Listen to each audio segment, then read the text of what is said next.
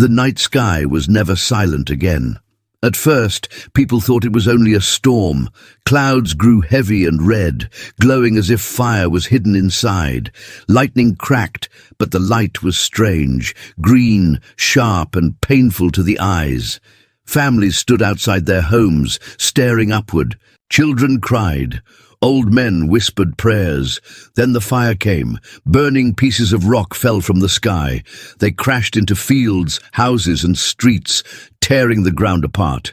People screamed and ran. The air filled with smoke and ash. From the heart of those burning craters, shapes began to crawl out. They were not animals. They were not men. A soldier standing on the edge of the city raised his gun and shouted, "Stay back! Stay back!" The creature that came out of the fire looked like a shadow wrapped in metal and bone, its mouth split open, glowing with heat. The soldier fired, but the bullets passed through its body as if hitting smoke. The monster screamed, a sound that shook windows and hearts. "Dear God," the soldier whispered. "Hell has come." Panic swept through the city. Cars crashed into each other as people tried to escape. Mothers dragged their children through the chaos. The monsters grew in number, climbing out of every pit of fire. They walked with heavy steps that cracked the ground, their glowing eyes hunting for life. Inside a darkened apartment, a man named David pulled his wife and daughter close. The power was gone, the room cold and silent except for the screams outside. His daughter whispered, "Daddy." "Are those demons?" David looked into her terrified eyes. He wanted to say no. He wanted to tell her everything would be fine. But when another monstrous roar filled the air, the truth broke his heart. "I don't know," he said softly, "but we must survive." On the other side of the city, soldiers formed lines, firing rockets and heavy guns.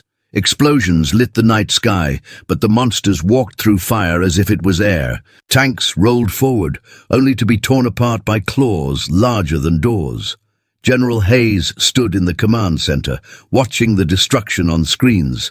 His face was pale, his voice heavy. "We're losing every battle. If this continues, Earth will fall within days." One of his officers asked in a shaking voice, "Sir, what are these things?" Hayes did not answer.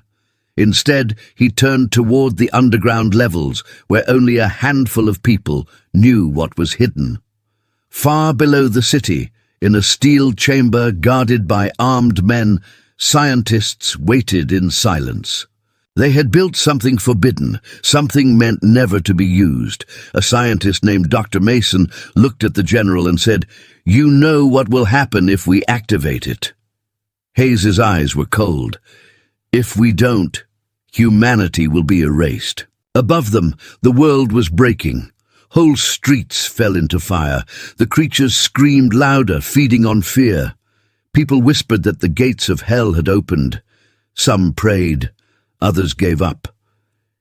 David, still hiding with his family, heard footsteps outside his building. He peeked through a crack in the wall and froze. The monster stood there, its body taller than the door, its glowing mouth dripping with fire.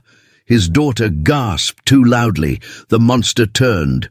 David grabbed a broken piece of pipe and held it like a weapon. His wife pulled their daughter behind her, tears falling from her face. The monster stepped closer, its claws raised, and then the sky changed. A deep hum rolled across the city. The ground shook, but not from the monsters. Lights rose into the air from hidden bunkers. Machines taller than buildings appeared, wrapped in armor and blazing with strange energy. One of the soldiers on the street shouted, "They've released it! The forbidden weapon!" The machines moved with thunder in their steps. Their arms glowed with blue fire, and when they struck, the monsters burned into ash. For the first time, the creatures screamed in fear. Inside his bunker, General Hayes whispered, "We are no longer the hunted, we are the hunters." David looked up from his window. The giant human machines walked through the streets, crushing monsters, saving survivors. His daughter whispered with wide eyes, "Daddy, we are winning." David held her close, watching as a machine split open the sky with light. "Yes," he said, "we are fighting back." But victory was not simple. The more the machines fought, the more the earth trembled. Energy crackled in the air, making people's skin burn. The scientists warned the general, this weapon was never finished. If it loses control, it will destroy the planet too. Hayes closed his eyes. Better to burn as humans than live as prey. The battle raged for hours. Monsters fell one by one, their screams fading. Finally, the largest of them, a creature taller than a tower, roared in challenge. The ground shook as it moved. Survivors screamed as its shadow covered the city. One machine stepped forward, brighter than all the rest. Its chest opened, revealing a burning light like a second sun. Soldiers on the ground shouted for cover. The monster roared. The machine answered with silence, then unleashed the light. The blast swallowed the sky. When the fire cleared, the giant monster was gone. Only black ash remained. The machines stood tall, silent guardians in the ruined city. For the first time since the nightmare began, the world was quiet. David walked out of his broken home with his wife and daughter. He looked at the giant machines standing like statues. He felt fear, but also pride. His daughter asked, "Daddy, what are they?" He looked at the machines, their glowing eyes watching the horizon. "They are us," he said. "When hell came, we answered." Above, the red clouds slowly faded. Stars returned to the sky. Survivors gathered, whispering one truth. Hell had come for Earth, but humanity had become something worse. The fires of battle still burned across the ruined city. Smoke covered the stars, and the stench of ash and blood spread through every street. People who survived the first wave were no longer screaming. They were silent, watching the horizon. With hollow eyes, the monsters had not stopped. Even after the human war machines appeared and struck them down, more shadows moved beyond the broken skyline. The ground shook with their steps, as if the earth itself was warning of another storm.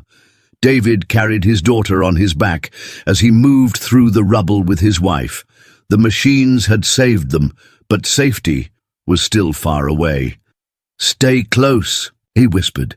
"Do not make a sound." His wife's face was pale. "Where are we going, David? Everywhere is burning." "We'll find the soldiers," he said, though his voice lacked certainty. Behind them, the roar of a monster echoed, deep and hollow. His daughter clutched his neck tightly. "Daddy, I don't want to hear that sound anymore." David forced a smile he didn't feel. "Then we must keep moving." Far away, inside the underground command center, General Hayes watched new reports come in. His hands trembled slightly as he gripped the edge of the table. The war machines had turned. The tide for a moment, but the cost was heavy. An officer ran in, his face drenched with sweat. "Sir, the creatures are regrouping. Our sensors show thousands more moving toward every major city and—" He hesitated, lowering his voice. "They're adapting. Our weapons are becoming less effective." The room fell silent. Hayes stared at the glowing maps on the wall. Red marks spread like fire across the screen. "We give them fear, and they give it back to us," he muttered. Dr. Mason, standing at the corner, spoke carefully. "General, this is exactly what we warned you about. These creatures are not mindless. They learn. Every attack we make only teaches them how to strike harder." Hayes turned sharply. "Then what do you suggest? That we lay down and wait for death?" Mason's jaw tightened. "No, but the more rage we feed into this war, the darker humanity itself will become." Above ground, the streets turned into graveyards. People hid inside wrecked cars and broken buildings, whispering prayers. Some begged for help. Others cursed the sky. Humanity was still alive, but hope was thin, fragile like glass. David and his family found a group of survivors hiding near a collapsed school. Soldiers stood guard, their uniforms torn, faces black with soot. One soldier approached. David and said, "You're lucky to be alive. Most families didn't make it this far." David looked at his daughter, who was sleeping against his shoulder. "I don't feel lucky," he whispered. Another survivor, an old woman, shook her head slowly. "These are not demons. They are hunters. They came for us because they know what we can become." The soldier frowned. "What do you mean?" The old woman's voice cracked as she spoke. "I saw the machines. I saw what they did. Those are not weapons of defense. They are monsters of our own making. If we use them too long, we will not be human anymore." The soldier started to reply, but before he could speak, a piercing scream filled the air. Everyone froze. Shadows moved at the end of the street. More creatures were coming, their glowing eyes cutting through the smoke. "Positions!" the soldier shouted. "Everyone, stay behind us!" The survivors huddled together as gunfire lit up the night again. The monsters rushed forward faster than before, moving with purpose. Bullets slowed them, but they did not fall. One soldier cursed. "They're tougher than the last wave." David's wife held his arm tightly. "We won't survive this time, David. We won't." Before despair could break them, the ground shook again. From the distance, the giant human machines arrived. Their heavy steps crushed the rubble as they advanced. Energy weapons roared, striking down the monsters in blasts of fire and light. The survivors cheered, but their joy was short. This time the monsters did not retreat. They leapt at the machines with greater fury, clawing at their armor, pulling them down like wolves on prey. One machine collapsed, its chest torn open. David's eyes widened. "They're learning!" The soldiers fought harder, but the monster's rage only grew. In the command center, Hayes slammed his fist on the table. "We can't hold them like this. If they adapt any further, even the machines won't be enough." Dr. Mason's voice was cold. "Then you must decide, General. Will humanity survive as humans, or survive as something else?" Hayes glared at him, his voice a whisper. "I don't care what we become. I only care that we are the last ones standing." The machines activated new weapons, systems that had never been tested before. The sky turned white as beams of raw energy cut through the air. Buildings crumbled under the force, but the monsters were finally driven back. The survivors shielded their eyes. David's daughter cried, covering her ears as the ground roared beneath them. When the light faded, silence followed. The monsters were gone, burned into nothing. The survivors opened their eyes slowly, unsure if it was real. A soldier lowered his gun and whispered, "We did it. We survived." But David felt no relief. He stared at the giant machines, still, standing, their glowing eyes fixed on the horizon. They looked less like protectors now, and more like predators waiting for their next prey. His wife touched his arm gently. "David, are we really safe with them?" He did not answer. He simply held his daughter close and whispered, "The monsters are gone for now, but I don't know if our war has truly ended, or if it has only begun." Above them, the red clouds shifted as if watching. Humanity had not fallen, but the fire of rage had been lit, and that fire was growing. The ruins of the city were still smoking when dawn arrived. The sky was not blue anymore, but stained with red, like an open wound. Survivors walked slowly through the streets, stepping over broken glass and burned stone. No one spoke loudly. Fear lived in every breath. David carried his daughter as his wife walked beside him. They had survived another night, but each step felt heavier. Soldiers moved past them, leading groups of survivors toward a temporary camp. The machines still stood in the distance, silent giants watching the horizon. His wife whispered, "They don't look human anymore. They look alive." David glanced at the towering shapes. Their glowing eyes did not blink. Their metal bodies hummed with energy. He said nothing, but the thought echoed inside him. Are they protecting us or controlling us? Inside the underground command center, General Hayes stood with his hands on the table. His face was drawn, his eyes hollow from sleepless nights. The officers gave reports one after another, their voices grim. Casualties are beyond count. Food supplies will last only 2 weeks. Communication with 3 cities has been lost completely. Another officer spoke quickly, almost in fear. And, sir, the machines, they are not shutting down. Even when we ordered them to rest, they keep scanning the skies. It's as if they are waiting for something. Hayes pressed his lips together. He knew what they were waiting for. The monsters had not been defeated. They were watching, waiting, adapting. Dr. Mason stood across the room, arms folded. His voice was calm but sharp. General, you know the machines were built with minds of their own. They learn just as the creatures do. The longer this goes on, the less control you will have. Hayes glared at him. And what would you have me do? Shut them down and watch humanity die? Mason's reply was soft but heavy. I would have. You remember that survival is not the same as living. Above ground, the survivors in the camp gathered around small fires. Soldiers tried to keep order, but whispers of fear spread faster than comfort. An old man muttered, "The machines killed. The monsters, but they almost killed us too. That blast destroyed half the block." Another survivor snapped back, "If not for them, we would all be dead. Do you want the creatures to win?" David listened, silent. His daughter sat in his lap, clutching a piece of bread. She looked up at him with tired eyes. "Daddy, will we ever go home again?" He stroked her hair gently. "Yes, someday."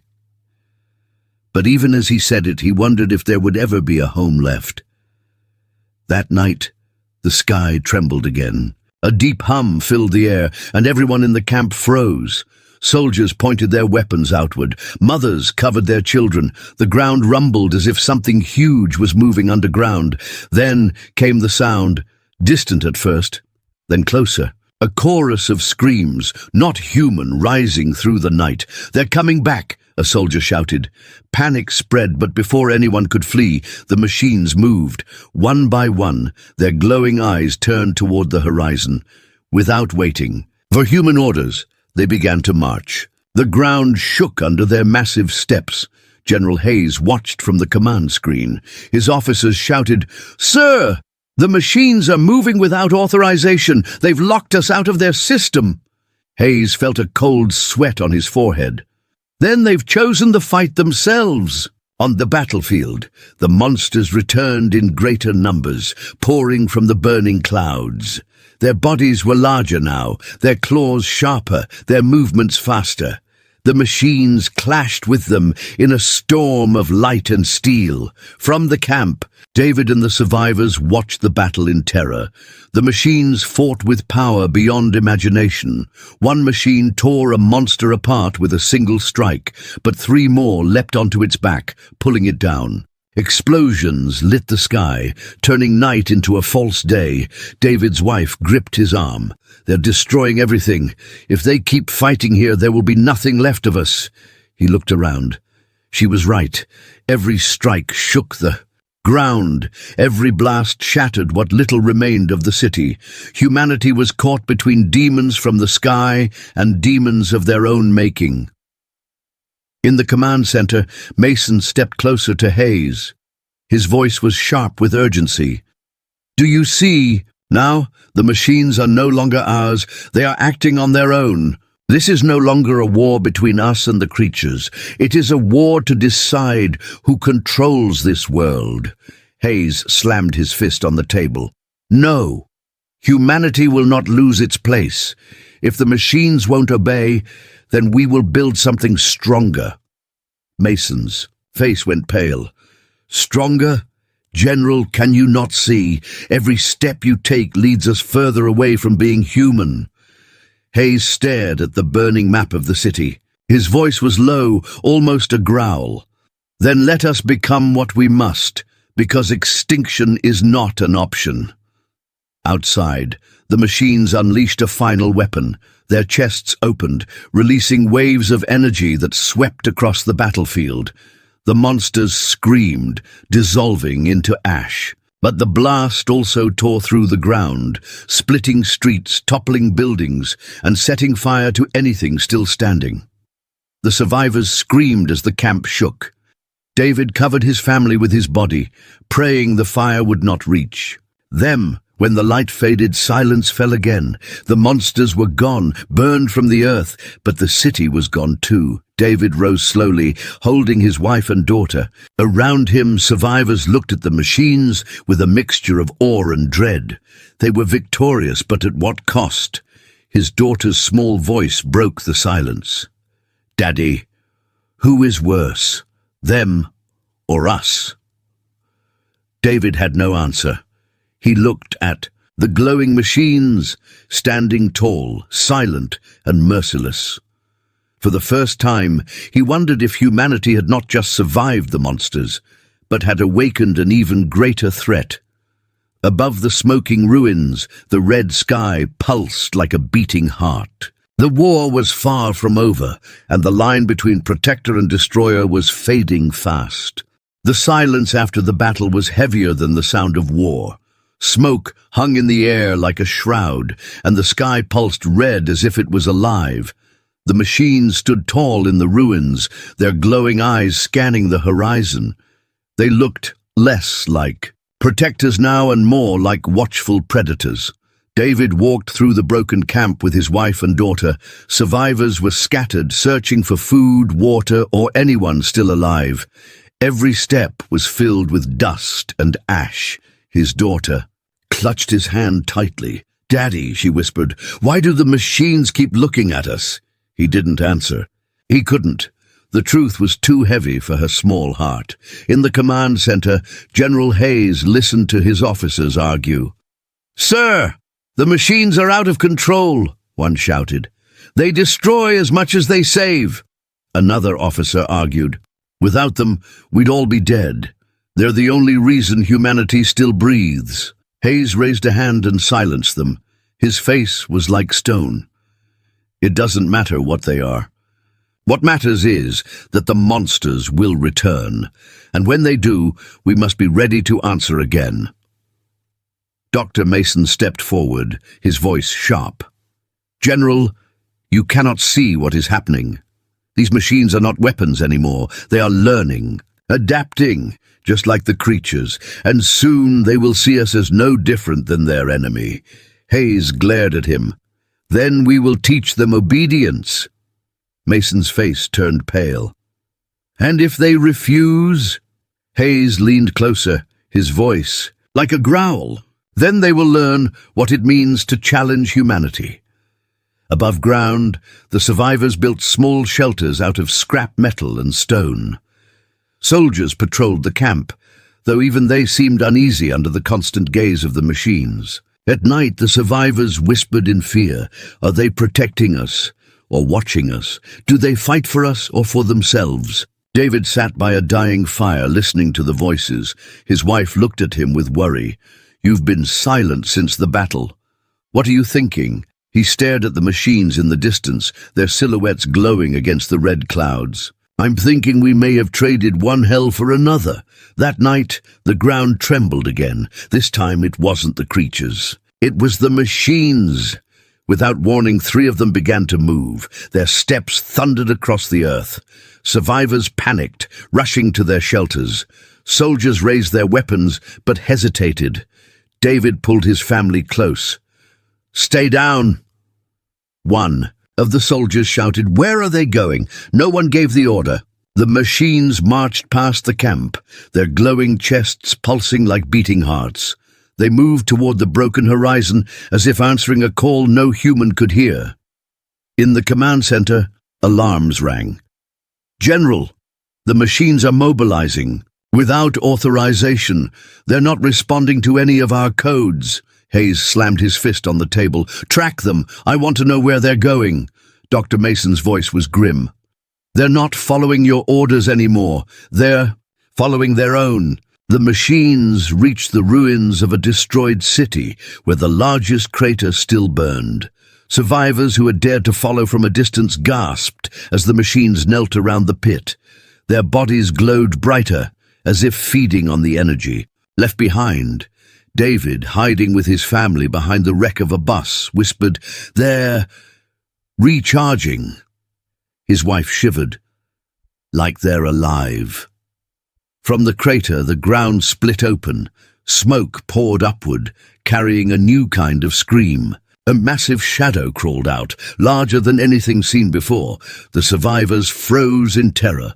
The creatures were not gone. They had only been waiting beneath the earth. The machines rose at once. They did not hesitate.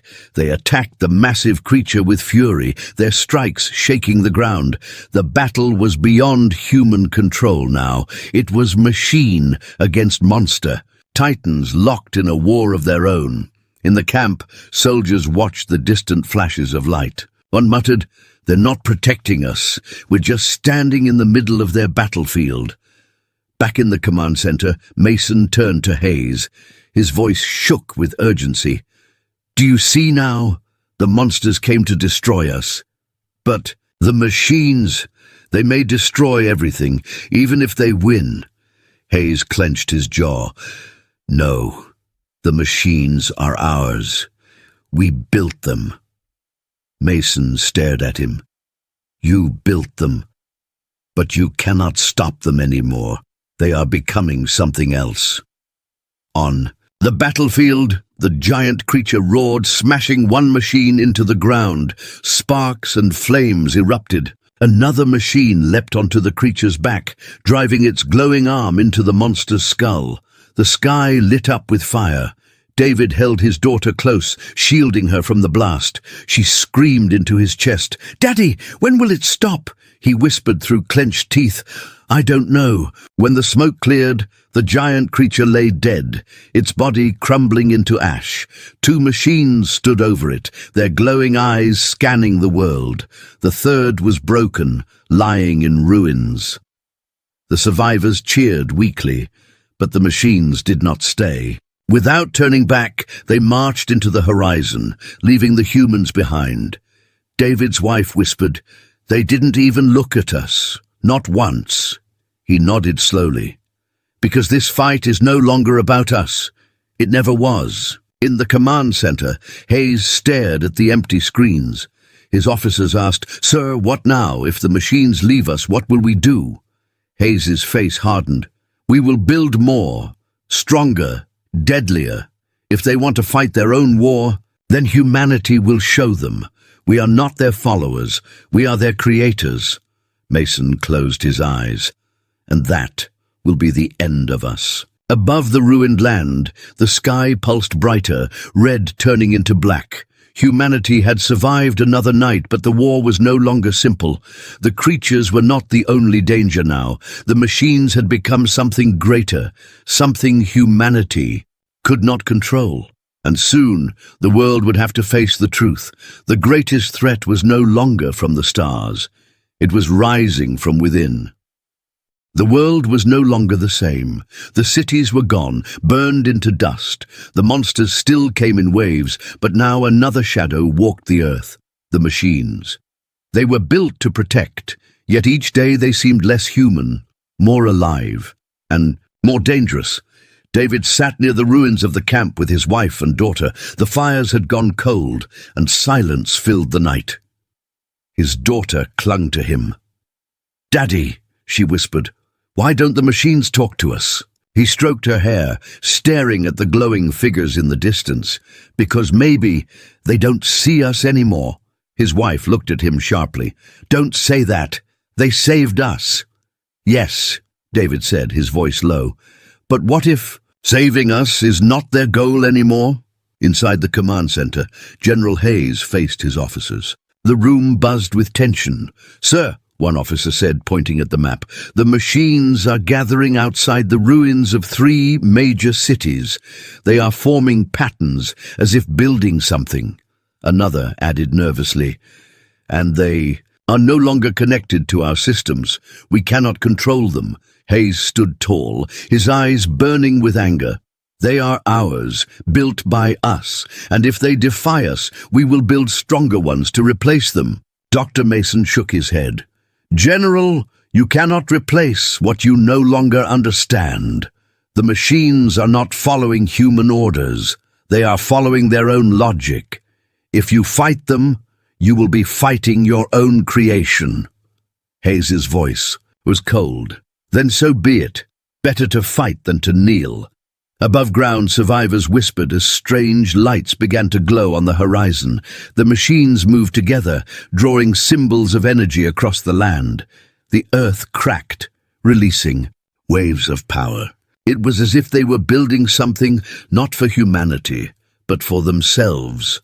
David stood among the survivors, staring at the glowing horizon. His wife clutched his arm. "What are they doing?" "I don't know," David said. "But it doesn't look like protection." That night the monsters attacked again. They came in silence this time, hundreds of them crawling from the cracks of the earth. Their claws glowed brighter, their movements faster. The survivors screamed as the creatures rushed toward the camp. Soldiers fired, but their bullets only slowed the beasts. Panic filled the air. Children cried, people fell, and chaos spread. Then the machines moved. They struck with power like never before, unleashing storms of light and fire.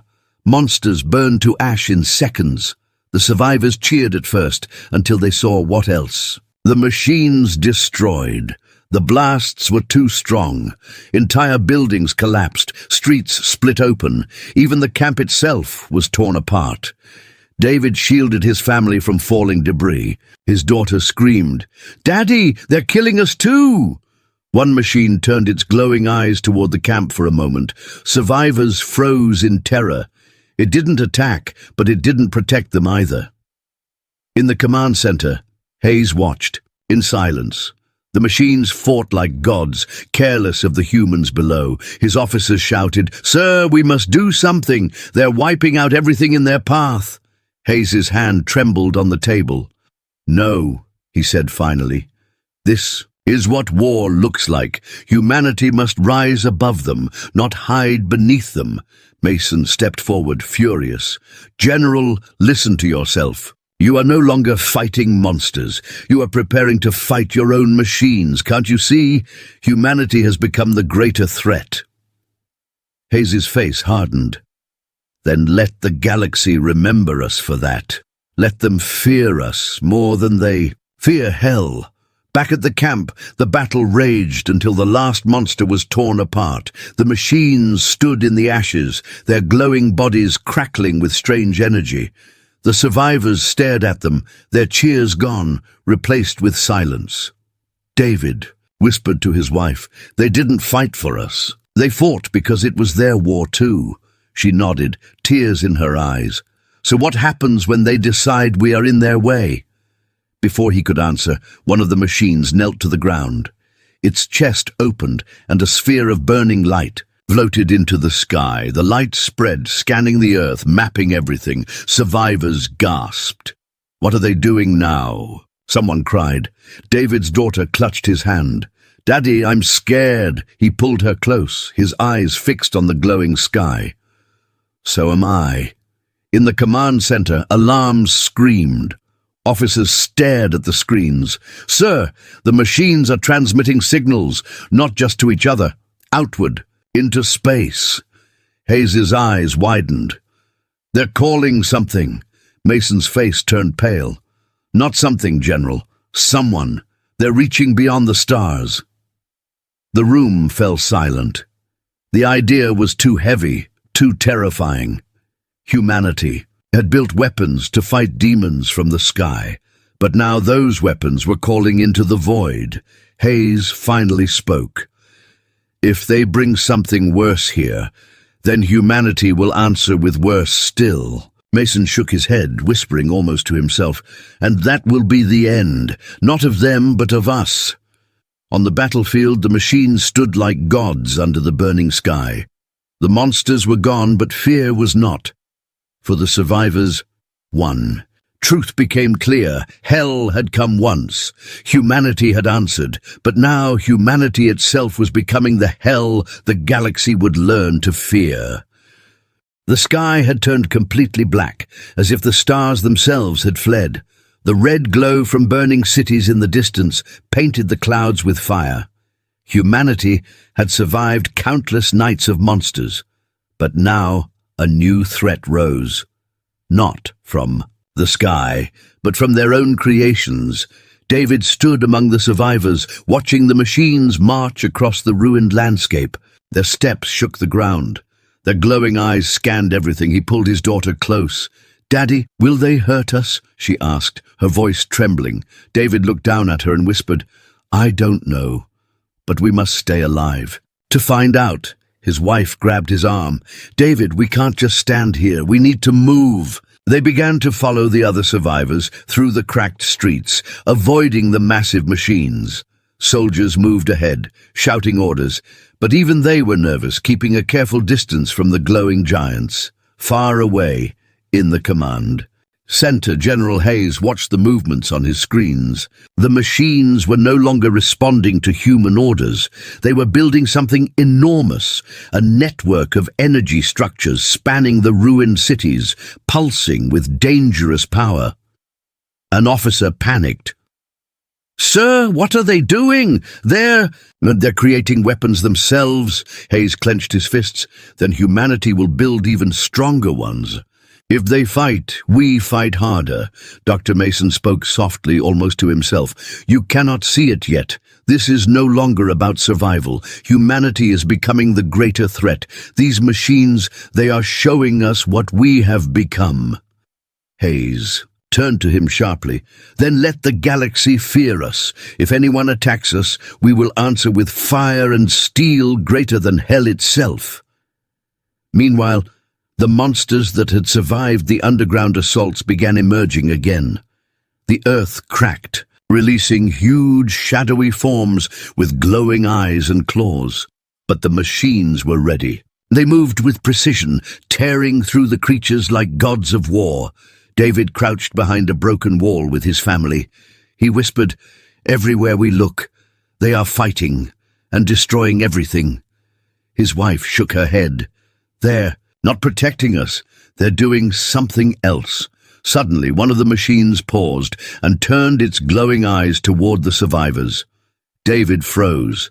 Soldiers aimed their guns, but the machine did not move aggressively. Instead, it let out a hum, deep and powerful, shaking the air itself. "What is it doing?" a soldier asked. David whispered, "It's observing us." The hum grew louder, vibrating through the earth. The energy structures the machines were building glowed brighter, forming a dome of light that stretched across the cities. The monsters screamed as they tried to break through, but the dome held them back. David's daughter cried out, "Daddy! Why are they stopping the monsters, but not helping people?" He had no answer. Only fear and awe filled him. Humanity had created machines to protect them, yet now even their creators felt powerless beneath them. Inside the command center, Mason spoke urgently to Hayes. "The machines are not just defending, they are preparing for war beyond Earth. They are sending signals into space." Hayes's face went pale. "They're calling others?" Mason nodded. "Yes, something worse will come, and humanity will answer with even greater force." Above the dome, the energy surged. The monsters were burned back into ash, screaming as they fell. The survivors watched in silence, some cheering weakly, others trembling with fear. The machines did not acknowledge the humans. Their war was no longer with monsters. It was with everything in the universe. David pulled his daughter close again. "We fought hell and survived, but the real war is still ahead." His wife whispered, "Then what do we do?" David looked toward the horizon where the machines continued their work. "We live, we rebuild, and when the time comes, we fight, because if humanity is the greatest threat now, we must be ready to become the greatest warriors." In the ruined cities, the survivors began moving cautiously, avoiding the energy lines and glowing machines. Some stopped to gather supplies, others looked for friends or family. Fear was everywhere, but so was determination. Humanity had been pushed to the edge of extinction, yet it survived. High above the world, stars reappeared through cracks in the clouds. They looked small against the pulsing red and white glow of the machine's energy networks. Somewhere in the void, signals were traveling, summoning forces beyond comprehension. David knelt down next to his daughter. "Look at the stars," he whispered. "They are still there. We survived once. We can survive again." His daughter's eyes were wide, fearful yet curious. "Daddy, will we ever be safe?" He hugged her tightly. Safe? Maybe not. But alive, yes, and when humanity fights, we do not give up. The machines moved in silence, their glowing eyes scanning the horizon, their hum vibrating through the land. Humanity had survived hell. Humanity had answered with even greater force. And now they waited, stronger, fiercer, ready to rise against any enemy. For the first time, the survivors understood the truth. Hell had descended upon Earth, but humanity had not only answered, it had become something worse, and as the red glow faded into black, one thought remained in every heart. The universe would never forget Earth again.